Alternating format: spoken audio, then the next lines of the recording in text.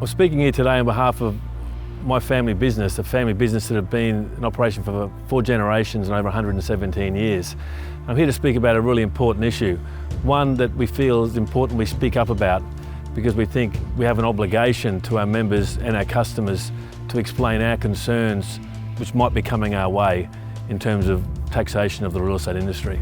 One of the key differences between the two major parties in this election is the taxation treatment of investment property.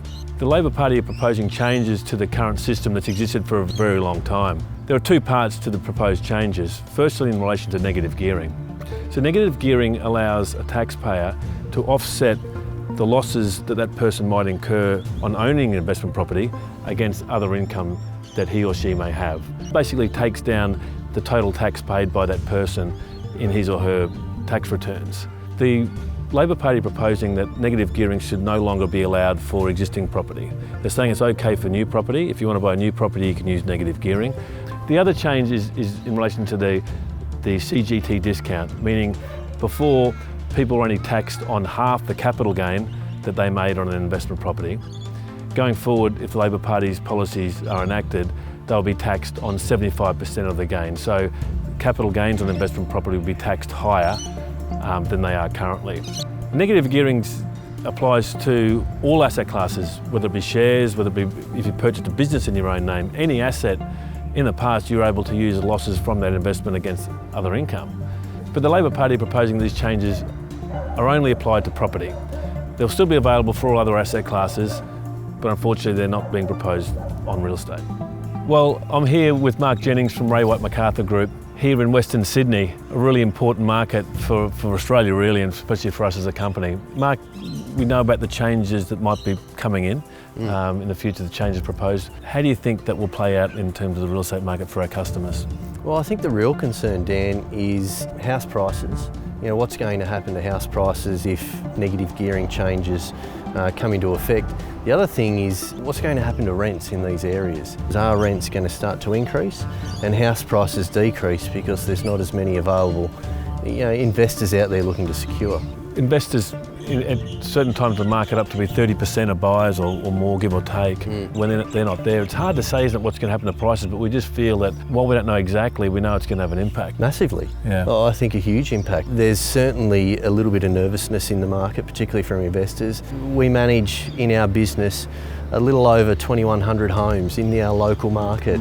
Of the 2,100 homes, we've got 30 owners that have multiple properties. Right. So, 2,100 properties that we manage, there's a lot of one-time investors. And what's happening with rents? Have rents been skyrocketing in the last 12 months? What's going on with rents? No, rents have certainly levelled out, if not declined slightly, due to demand. And we're fortunate in our area that we've got a lot of greenfield space getting developed, so we've got a lot of new estates popping out of the ground, and we're talking about rents that we can have an opportunity here where you're renting for $300, $350 a week, or they're talking the changes are going to be on new homes where it's $600, $650 a week. One of the big arguments in support of the proposed changes is that it's going to help produce more stock. Obviously we're concerned with that theory, but also new stock's obviously usually at a higher price, isn't it, and also higher rents. Definitely, and I think for people people that are struggling out there and they want to support a family or single parent families, we've got to make sure that we've got affordable access to properties like these that they can rent at affordable prices.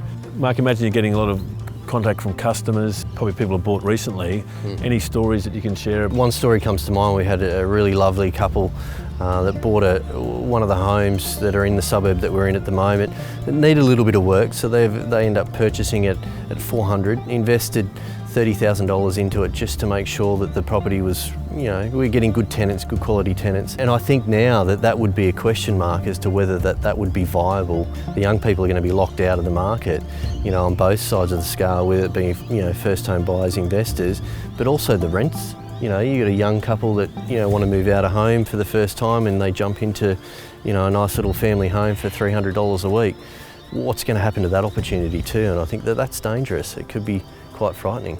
This is all against a backdrop of really tightening banking conditions, isn't it? Like showing affordability to banks is so critical. Absolutely. I think those changes have certainly done their job and had an effect, particularly in our mortgage belt areas where, Investors, as soon as the interest-only restrictions were on, we really saw that market tighten up quite dramatically. But now, given that we are a key Labor seat, it's going to affect the mums and dads that are in these areas that invest it locally. People, don't they? They like investing where they live. They like investing down the street or in the same suburb. Absolutely. We find that a lot of our landlords, a lot of our clients love to drive past their investments and keep an eye on what's going on.